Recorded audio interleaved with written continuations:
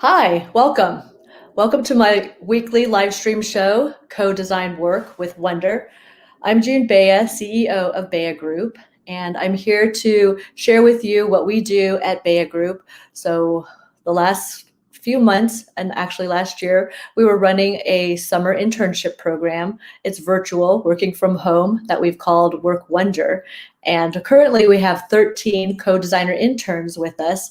11 of them are from high school and 2 are currently in college. And what we do is we co-design experiences for other high school students. So this summer, we will be launching another Work Wonder summer internship with probably close to 200 young people. And the reason for this live stream is really to bring guests that we've had who have come to work with our interns, industry professionals who are giving their wisdom and their time to really share about what's important as young people enter the world of work. And so we're so fortunate today to have a dear friend of BayhaGroup. His name is Walt De Jong. He is technical producer at the Walt Disney Company, a company I love dearly. And I'm going to bring Walt on to share. Hi, Walt. Hi. Hi, how are you? Good. Thank you so Good. much for Thanks for joining having me. us. Thanks for having me. So, a little bit, last week I actually did a live stream show about workplace intelligence, and I'm just going to describe briefly why we want to use the term workplace intelligence in place of soft skills.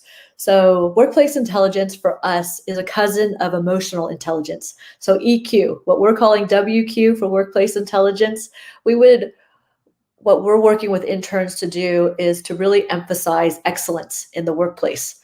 Excellence, having high standards of quality for yourself. So it's not necessarily about, well, pleasing somebody. It's really about having a high standard for yourself with regard to making sure that things are spelled correctly, that you show up to work on time, that it's really about how you want to show up as a person. So that's an excellence that we're really trying to emphasize, that it's really for your own, how you choose to show up. Another one is about kindness, resilience, the ability to have curiosity, to know that it's okay to fail, to take risks, and yet be responsive, have positivity, be engaged in wanting to learn, and have communication mastery, be able to work in teams, to adapt, to be self-motivated, to be a self-starter. Uh, and so those are really assets that are more than just skills. We feel like, similar to emotional intelligence, it's a journey that we all take. And workplace intelligence is something that we feel is more accurate in describing what we want young, new folks that are coming into the work world to cultivate and to nurture, and for us as mentors to really point out, hey, this is really an example of workplace intelligence. And so that's our intention for today's live stream. And we have 2 interns, 2 of our co-designer interns to join us, Walt. Okay. All right, because really we love talking to our interns. Oops, sorry. Kimberly is behind the scenes. So we have Angela and Emily. Hi. Hello. So, yes. So I'm going to start with just Angela or Emily. Would you like to start asking questions about workplace intelligence, or like, what would you like to know from Walt? Yes. Hello, Walt. Hi. I just want to ask. So I'm on my journey to, build my workplace intelligence, and it's just the beginning. So I wonder, how many years would it take for an average person, to master their workplace intelligence? Wow. I think that is really your entire career. Let's be honest. It started when you started school. Everybody does, right? Workplace intelligence is actually, school is work, right? Starting at kindergarten, so you learn how to play with others, how to get along with others, how to think with others. Sometimes teachers put you folks in teams, right? So you can learn how to work together, collaborate, come up with ideas, take risks. So success is a completed risk, right? That you can't have success without risk. But it's the journey from start to finish. So I think that's what makes the whole process interesting. And every workplace is different because everybody's personality is different. So you need to, in my opinion, need to be very flexible, fluid. You need to hold your standards high, even if your teammates' standards might be lower than yours. Keep your standards high. That keeps yourself with self-respect, but also that will propagate to the remainder of the team. It's infectious. So align yourself up with the goal, and then hopefully your leadership will show in that particular team or for yourself, then you'll be successful at that particular milestone. So it all starts from the beginning. And I'm in my 50s. I'm still learning because everybody's different. And the nice thing, actually the really nice thing about entertainment is that you work with a bunch of different personalities, from the very easygoing to the people that know what they want to the people that are probably more difficult, but that's okay. You rally and you keep the goal, you keep the ball forward. So that's a long story short. Yeah, that's very profound. Thank you so much. Sure. Wow. Yeah. And just a follow-up question, Walt, I'm curious, since you've had time and experience in your industry to look for the skills and workplace intelligence, what do you like to look for in new hires? Like, what workplace intelligence skills do you like to look for? Great question. Well, I look for compatibility. Let's start there, because if it's just working with me, I know the types of people that I look for are people that will get along with me. I'm not looking for yay sayers. I'm looking for naysayers too. I want people to come in with a informed opinion where they can substantiate their position and argue, and then we can, well, and I say argue as in vivid discussion, if you want to call it that. Then we come up with a common solution, one that makes the most sense, both that's effective, logical, and cost effective, but most importantly, that it's safe to do as well. And there is, of course, you have to mitigate your the risk, and that's where that fine balance is. So as a leader, your job is to make sure that your team and the project mitigates all those liabilities, those issues that may come up, and hopefully your skills, and this is part of the soft skills, your experience will teach you that I shouldn't go a certain path because I know from prior experiences, soft skills, that it won't work, that type of thing. So that's something I look for. And in interviews, you get to know how a person communicates, how they interact in communication and dialogue. When I look for things in a resume, a lot of times, we all know this, resumes are fluffed up to make themselves look good, which is okay. That catches the eye. That's the first step. Then hopefully once that step is crossed, you'll have a discussion. Then you'll have a further idea of whether you want to continue with that process, and hopefully it'll end up being hired. But skills on a sheet shows what you can do, what you have done. To me, that's a foundation. And there are times which I look for people, especially new people that are rather inexperienced, to not come in with bad habits, right? We don't want people that you have to retrain out of bad habits. That's actually the hardest thing to do. So for yourselves, for anybody, you always want to come in with a positive attitude, a can-do attitude, a hard working attitude, where you do what it takes to get the job done and are successful at it. So leaders will notice that, and that's how people move forward or retained, or when things happen, like it's time, I hate to say this, when people have to be let go or budgets are changed, this is life. Those are evaluations people look at. Are you an asset to the team or not? Those are soft skills too. So it's a balance. It's a balance. So. Got you. Yes. Thank you. So I'm just noting these. So we have our first tip for workplace intelligence is having a lifelong journey. And the second one is to have that positive can-do attitude. And then a third one I picked up from listening to Walt is engage in respectful dialogue. Yeah, agreed. As we all know, there is a culture shift that is way overdue, diversity and inclusion, right? Where there are groups that have been stereotyped for whatever reasons the past has given to that type. And those are the molds we're trying to break, because a person is a person.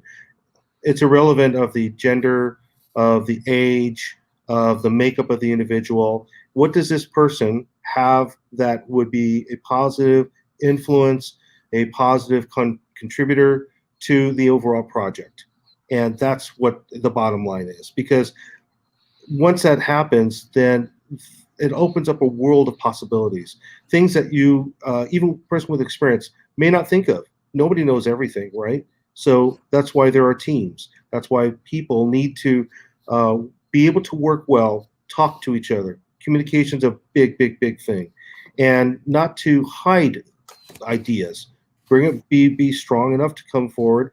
Some ideas may sound far-fetched, but you know what? That might actually fit the mold at times. You never know. But it's easy to say no. It's harder to say yes, right? When it comes to ideas. And a leader should be able to recognize and filter those types of things. So, and what was some of the, I don't know if I addressed one of those questions. What were some of the others? Yes. So there's another question. I'm just going to pop it up here. This was one that, so what advice would you give your younger self with regard to workplace intelligence, Walt? I can tell you, okay, so I was very fortunate. I had a mentor that I looked up to that was like a father figure. I mean, my father was a big influence too. But we all know as kids, you take the advice of someone not in your family mostly. I mean, that's honest, right? Because they come in not with an agenda, right? They're not biased. They hopefully will look at you and be honest with you, because of being honest, that will help you. So my mentor was in his late 50s. He was a firefighter, fire inspector. Huge respect for the man. And he and I got into a great working relationship when I was a kid, 16, and I still know him to this day. And he said, well, for one, and some of us may have heard this before, don't ever burn bridges, right? And so don't ever cause an issue where you leave mad or that you don't resolve the problem, because the world is funny this way. There's this whole thing about, things come in full circle. You never know when this person that you were upset with now becomes your boss. So maybe the person that's worked for you or that you work with now becomes your boss. So now it becomes even more problematic. Now, I've never had that problem, thankfully, but I did take that advice very young, and I've never done that. So that's one of the biggest things, is that. Number two, you can't have enough tools in the toolbox. Now, what is the toolbox? That's this 1 foot is real estate on top of your head, right? Your noggin. So the more assets in your head, this is the soft skills, the more assets that you have in your head, the more hireable you'll be, right? Because people see a value in you. I've said this to people before. You can be great at many things, but excellent and superior at one or two things. So that you have a breadth of information and skill in your field of expertise that you can be valuable, so they can place you wherever you need to. Long story short, you need to make money, right? And if it's in the field that you love, even better. If it's the specialty in your field, that's the best, because you don't want to go to work. You want to be at work. It's not work. It's fun. You just happen to get paid for it. Kind of like a hobby. So all my gigs and jobs that I've done, I've looked upon as hobbies that I just happen to be paid at. I've never had a job that I never called a job, ever, because I loved what I did. And you make best what you can do. So if you can find the positive, even in some job that, I hate to say this, is repetitive, There's always a reason. Find the good out of that, embrace it, you be able to, and then utilize it for your next gig, right? Because if you haven't reached your goal yet, then everything is a stepping stone, right? I hope that answered that question. Yes, and for our audience who haven't heard the story of some of the different professions you've had, do you mind sharing, Walt, a little bit about your career journey? Because Sure. Let's see here. I can say I've had two careers in my life right now. I started off in technical theater. I was 14 years old. Worked in the same theater for approximately 18 years as the technical director of live stage. And I continued into, and this is in Orange County, went on to a performing arts complex, so I was a director there. Then I kind of spread my wings and decided to go into film. So I stayed in the technical parts of film. I'm not an actor, but I started specializing in digital cinema. And so that's when I did, there was 3D film that people may have seen before. So I was part of that worldwide rollout back when it first came out. And that was with one of the other studios I worked at. And then in between that time, I was a police officer for 9 years as well. So I held two gigs at the same time. So I guess what I'm trying to say is that if I can do it, anybody else can do it. There are no excuses. It's not hard if you decide to put the time and effort into it, right? You can be successful at it. And I love both jobs. So now being at Disney, my first foray into Disney was a movie called A Bug's Life and Tarzan. So I did those movie premieres when they first opened at a movie theater called the El Capitan Theater in Los Angeles. So I opened up that theater back then. And so then recently I've been doing a lot of the Star Wars premieres and so forth. So recently was the Disney Plus stuff for Marvel. So Falcon and the Winter Soldier virtual premiere, did that one. And now, well, there's a bunch of other projects that are working. So Disney is a great place to work at. I cannot speak highly of enough of it. Wonderful people, massive diversity, inclusion efforts going, and it's showing. The open dialogue, it's just wonderful to see this. I can't speak highly enough about the company. Not because I work here, but I truly feel that way. So, I mean, earlier you mentioned compatibility, and so could you say a little bit more about when you're looking for someone in terms of compatibility? What exactly, I mean, maybe an example of something that you're looking for? Sure, absolutely. So as I mentioned earlier, everybody has a personality, right? And you look for everybody in groups, cliques, looks for people of like personalities, typically.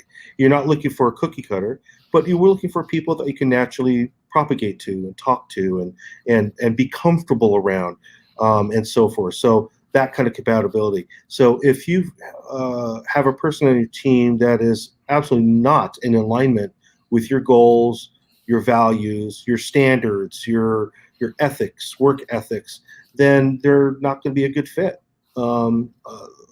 Whatever their reasons, that's their choice. But it's part of my job to make sure that the team works as a team, right? Yes, you can have solo efforts, so long as those solo efforts combine ultimately to make the team be at its best. And that's huge. And in shows, that's what it is. It's not one person. It's not the person in front of the camera that's the show. It's that person that's largely important. It's all the support staff to make that person look at the best that they can be, right? So it's a big team effort from like the person behind the scenes of this live stream. Big deal. Pushing all the backstage stuff, whether it be the lower thirds or switching or whatever it is, it's important. That way it allows us to be on this to to be able to interact and enjoy each other's conversation. We don't have to worry about the technical elements because you have someone doing that. So behind the scenes work, to me, has always been satisfying. I prefer being behind the scenes, not in front of a camera. But I think that compatibility is a big deal. Skill sets, in terms of work stuff, like are they able to do something? I can only improve that, but I can't change personality. I can't change work habits, right? I can talk about it, but hopefully I'll know before I hire them, right? That type of thing. So. Right. And how much do you rely? So we actually have a couple questions about, so from your opinion, how has workplace intelligence evolved, maybe for some newer generations? It's changed. I have noticed, well, I come from an old school perspective, right? With the new generations that I've seen now, they come from a different mindset. Most of the people that I've interacted with aren't mechanically savvy. Yes, they're computer savvy. So whether it be a phone, some electronic device, a means to communicate, because that's the only thing they knew, right? They don't know what it's like to have a telephone, a hardline telephone in a bathroom, having a private conversation. That's not, because cell phones didn't exist, right? Or when the phone rang, you don't see caller ID. You don't know who it is. So that in itself requires a certain amount of communication skills to talk to a perfect stranger, right? You can't just pick up the phone, hang up, as opposed to a cell phone, decline, where it goes to voicemail. Voicemail didn't exist back then, right? So if you the simplicities of it all nowadays are missing from the days of yesteryear, where it was like rude to pick up the phone and hang up. That's like opening the door and saying hello and slamming the door, closing their face. It's the same feeling. It's rude, right? Whereas a decline, it goes to voicemail. That's a much more softer version of I don't want to talk to you right now, or I'm unavailable, right? So texting, same thing, different tones. You can totally get the wrong message by sending an innocuous message on text. It can be read so many different ways, as opposed to the human voice, right? Communicating that way. So the skill sets of now need to be really implanted on interpersonal communication, because take the phone away for a minute, take any electronic device, and just have this interpersonal dialogue. Yes, it's through a webinar, but I'm looking at a live person. I'm looking at a face. I can see reactions. I can hear the tone of your voice and inflections or not on how you communicate, right? That tells me where you stand, how you're feeling, that type of thing. Those kinds of small signals are huge, and a lot of times young people don't know how to work with that, especially in a work environment, because they're used to school, which is much more informal. And kids, guys, tell me if this is true or not. A lot of kids in school have their face buried in a phone. Kids also talk to each other that might be 10 feet away, 5 feet away on a text, and they do it that way. Does that happen? Does that happen a lot? Yeah. The average screen time of like teenagers are, I think, 12 hours or 10 hours. That's horrible. You know, the reason I say it's horrible is because there's a major human disconnect. And in work, it's not about texting. And yes, there's email, but email is more of a paper trail, right? To make sure that everybody on a team that reads it at their own leisure can make sure they understand the whole conversation, right? That's not the same thing as a text. So yes, it's written, but it's not the same thing in the text. And the tone of an email is just as important as a tone in a text. But in terms of work, Zoom or interpersonal, that's a whole different skill set. That's a workplace mindset, as opposed to an informal, like if you're in a club or you're hanging out at someone's house or you're in school where you're not being judged by your bosses. right? So there's truly a lack of training and perception on how one's perceived going into the workplace, because a lot of kids, they don't know what they don't know. How can they possibly know it's the wrong thing to do unless someone tells them that, right? So I think it's important to have a sit down talk, whether it be by their parents or an older person that has been in the workplace, to understand, mom, dad, friend, how should I behave at work? What's it? I'm going to an office. It might be a receptionist, or it might be a clerk, or it might be a paper pusher. Whatever the case is, you're still going to have to communicate. And so, what is appropriate and what is inappropriate, right? People need to understand those boundaries, and those boundaries are not limitless. There's finite sets of things that you can do or shouldn't do, because it's work, which means that you're required to behave a certain way. And I'm discovering young people not coming in with that understanding. So a lot of times people are coming in with motor mouth, and motor mouth is not good. It's one thing to communicate effectively on ideas. It's another thing to just go. So, that type of thing. Yeah, I hope that answered the question. Communication is definitely something that I'm curious, Emily and Angela, from our internship, what would you like to share with what you didn't know before, now that you've been an intern, that you now know? Yeah, communication is not just about talking. A big part of communication is about listening. That's why I feel like listening is so important, and it's a skill that a lot of people don't realize that they should have. So yeah, I didn't know that before, but after the internship, after I attended this workshop with Gary McGooey, I learned how important listening is, and there's different types of listening. That was very Very true. Very true. Listening is, that's basically what I'm saying, but that's a wonderful point. You learn by listening, you learn by mimicking, but you take away what you observe, both your eyes and your ears, and hopefully you'll be able to come up with your own workplace personality.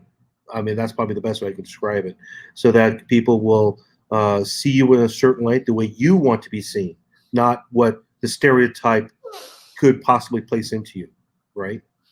Exactly. So how about for you, Emily? I definitely would reemphasize the importance of effective communication, similar to Angela, simply because I feel like in being in part of this internship, I learned how to speak professionally with my friends versus when I'm talking with you, June, or when I'm writing a professional email, even when it comes to skills like learning what blind carbon copy is for a professional email. So just this internship all around teaches, and especially with the virtual setting, just the importance of communication, especially when we're not face-to-face and we're through a screen. And I guess my follow-up question for you, Walt, would be, what are some proposed solutions for helping the youth, the newer generation, to kind of acquire these workplace intelligence skills, like you were saying? Well, I would say two things. One is find a trusted friend that's older than you, and mock set a workplace environment. Pretend that trusted friend, is your boss, and hopefully this friend will have workplace experience, at least some, that not only interacts with customers or clients, but also interacts with their fellow colleagues, and what would be considered the manner in which you want to communicate. So both from the, excuse me, John, do you have a moment? I'd like to talk to you about an idea I have, for example. And then you just start talking. So as opposed to, hey, Emily, come here for a second. I want to chat with you for a second. A lot more informal. Again, it depends. You have to feel out the situation, right? You have to gauge yourself. In an email, I think we all know this, or in a text, you never write mad. You never write when you're upset, ever. So you take breaths, you take a walk if you're mad, and then you recompose in your head, what is it truly that you want to say professionally, right? And then read it over. Read it over again. Take a break. Read it again. Have someone else read it maybe for fresh eyes, just to make sure, because if it's an important email, just to make sure that the message is clear, it's appropriate, and that it makes, and that the person that's receiving it knows that even though you may have had an issue, that you're staying professional, right? That's a big deal. A lot of people, I hate to say this, right in the heat of the moment, and that makes the whole situation worse, even more so than it originally was. So what was maybe a tiny little anthill became this massive mountain of a problem, right? So just that's part of effective communications. Never write mad. That goes personally too, right? If you have a boyfriend or something like that, or significant other, you never want to write mad. Just take a break, and then have a vocal conversation, not a text conversation. That's hiding. That's like hiding behind a wall and going, That's it. You just don't do that, right? So, but that's my suggestion. Practice, and then practice. Come up with a situation yourself. If you don't have someone that you can practice with, come up with a problem, like a problem that you've had at school, right? And that, how would you approach your teacher? Or better yet, how would you approach the principal? And how would you ask that principal, I have a problem with, let's say, the locker room. It stinks all the time. It feels like it's never clean. And you don't want to put anybody under the bus, right? Because you might be friends with the custodian. But it's still a problem. But you don't know the whole breadth of the problem. It could be a sewer problem. It could be a leaky pipe. But the problem still stinks, right? So come up with a solution and how to communicate that so that you're not complaining so much as more informing, right? And then that will come across much better than I told you so, or I'm trying to tell you, right?